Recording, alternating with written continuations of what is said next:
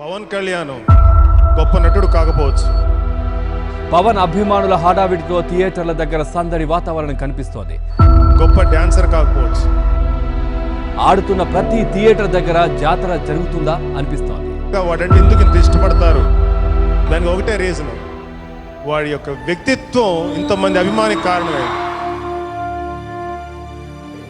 మన సమాజం డబ్బున్నోళ్ళకి, ఇన్ఫ్లుయెన్స్ ఉన్నోళ్ళకి, పేరున్నోళ్ళకి తప్ప సామాన్యులను రక్షించదా?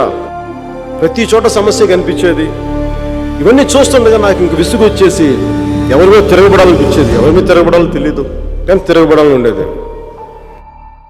పవన్ కళ్యాణ్ కొత్త పార్టీ పెడతారనే ప్రచారం జోరుగా సాగుతుంది.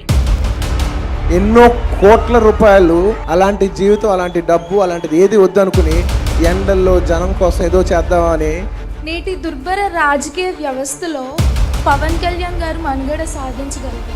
వాస్తవంలో ఆలోచించకుండా ఒక ట్రాప్లో పడి తను కూడా క్యారీ అవుతున్నాడా, తను ఆలోచించుకుంటే బాగుండేది అని మాత్రం అనిపించింది. పార్టీ రిజిస్ట్రేషన్ అయిపోయింది.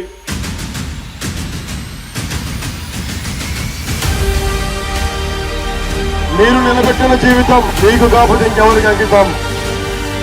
ఏం కావాలి అడిగంటే కళ్ళు లేని పెద్ద అడిగింది, మాకేం వద్దా, కొంచెం మంచినీళ్ళు వాళ్ళు అడుగుతుంది. మంచినీళ్ళు అవుతుంది. ఓట్లు వేస్తారో ఓట్లు వేయరో నాకు తెలియదు, కానీ మనస్ఫూర్తిగా నేను మీకు అండగా ఉంటాను. మీరు వర్షంలో తడిస్తే నేను గొడుగు పట్టుకుని గొడుగు తీసి ఇచ్చేస్తాను. ఫాతిమా కాలేజ్ విద్యార్థులు చేసిన తప్పేంటండి?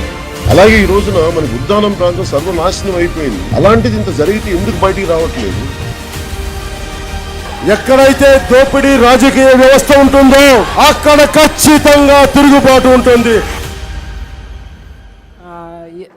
రిలీజ్ అనే మాట కన్నా దానికన్నా తక్కువగా పాకి వ్యక్తులరా, వీళ్ళు తక్కువ జాతి వాళ్ళరా, మనం వేరే వ్యక్తులం.